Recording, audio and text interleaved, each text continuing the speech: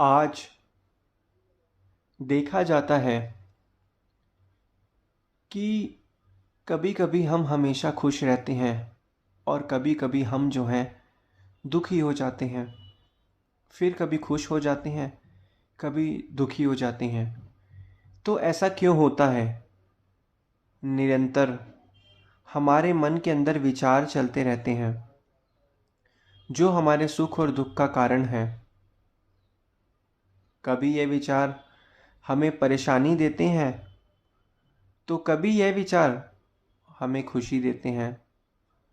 कुछ विचारों को सोचकर हम खुश हो जाते हैं और उन्हीं विचारों को सोचकर कुछ विचारों को सोचकर हम दुखी हो जाते हैं। तो कहने का तात्पर्य क्या है कि मनुष्य की जो अवस्था है, सुख और दुख, वो किस पर निर्भर है? वह उसके विचारों पर निर्भर है। अब लोग कहते हैं कि उसने मुझे यह कष्ट दिया, किसी दूसरे ने मुझे यह चिंता दी, किसी दूसरे ने मुझे इस मुसीबत में डाला। लेकिन यह सिर्फ कहने की बातें हैं। इंसान को सुख और दुख उसको अपनी खुद के कर्मों और अपनी सोच के कारण ही मिलता है। कोई दूसरे का इसमें कोई हाथ नहीं होता। मनुष्य दुखी होता है, उसमें भी कारण दुखी होने का उसके अपने कर्मों के अनुसार होता है। और अगर वो सुखी होता है, उसमें भी उसका जो अपने कर्मों और सोच के अनुसार ही होता है। लेकिन मनुष्य तब भी दूसरों को जो है ब्लेम करता है, दूसरों को बोलता है कि मेरे साथ ऐसा हुआ, उसने मेरे साथ ऐसे किया, तभी मैं परेशान हो गया, अशांत हो गया और मुसीबत में पड़ गया। लेकिन उसे यह नहीं पता चलता अज्ञानता के कारण कि उसके सुख और दुख का कारण वह स्वयं ही है। उसके सोच के कारण ही वह अपनी सुख और दुख का जीवन व्यतीत कर रहा है। अपने विचारों के कारण ही वह सुख और दुख का जीवन व्यतीत कर रहा है। इसमें किसी तीसरे का हाथ, किसी दूसरे का हाथ नहीं है।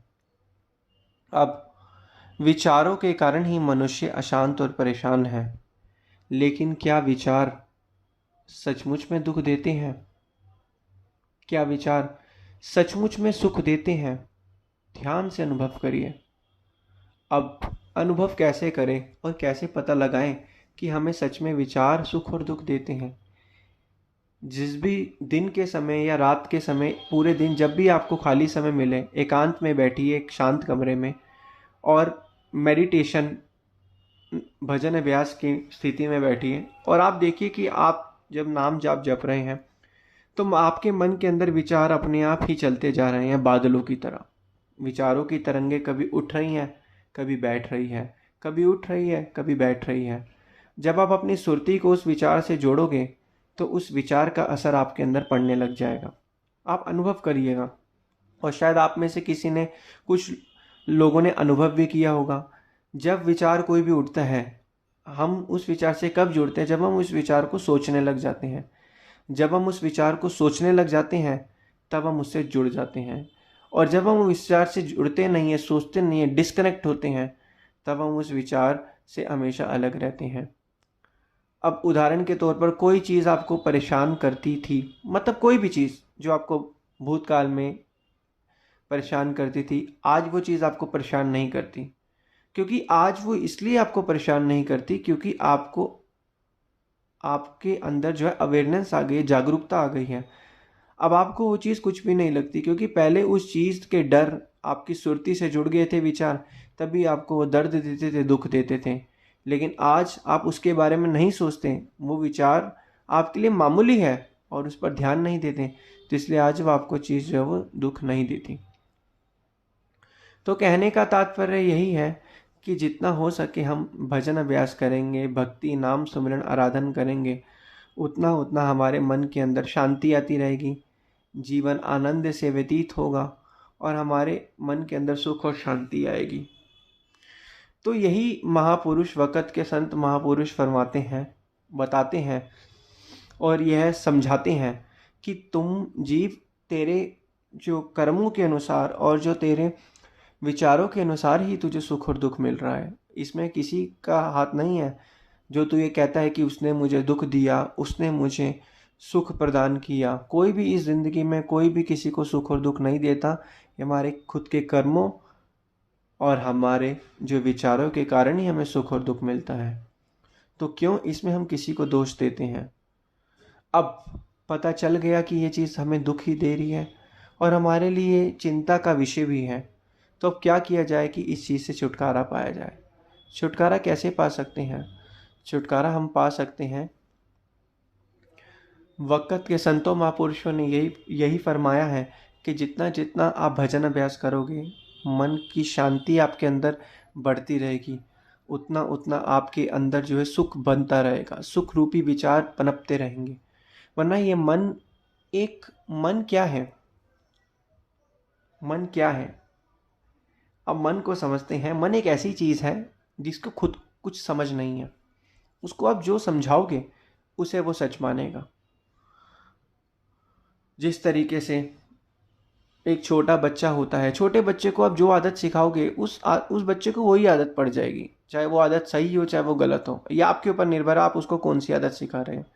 इसी प्रकार मन भी ऐसी चीज़ है, मन को भी जो आप विचार दोगे, मन उसी विचार के अनुसार कर्म करता चलेगा। जिस तरीके से एक ज़मीन पर जब कुछ बीज ना उगाओ तो ये मामूली सी बात है कि वहाँ पे झाड़ियाँ वाड़ियाँ उग जाती हैं उस ज़मीन पर। लेकिन अगर उस ज़मीन पर आप क्या कहते हैं कुछ उगाओगे तो उगाने के बाद आपको वैसा जो बीज में होगा वैसा आपको फल मिलेगा उगाने के बाद। तो इसलिए कहने का तात्पर्य यही है कि जितना हम कर्म करते चलेंगे, जितना हम भक्ति भाव करते चलेंगे, अगर हम मन को सही विचार देंगे, सही डायरेक्शन देंगे, शुद्ध विचार देंगे, तो मन उन विचारों की तरफ आकर्षित होगा, उसके अनुसार कर्म करेगा। लेकिन मन को अगर हम बेकार विचार देंगे, जो विचार मन को परेशान करते हैं, तो उसके अंदर दुख ही दुख होगा। तो यही वक़्त के संत महापुरुषों का फरमाना है कि एक सोच सुखरास है, एक सोच दुखरास, एक सोच बंधन कटे, एक सोच गलफास।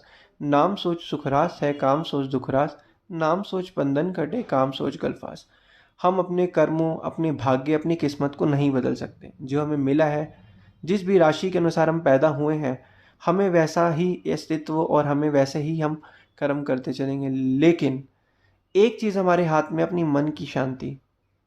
वक़्त के संतों महापुरुषों की चरण चरण में जाकर मन की शांति हमारे हाथ में है, वो हम अपने अनुसार से प्राप्त कर सकते हैं।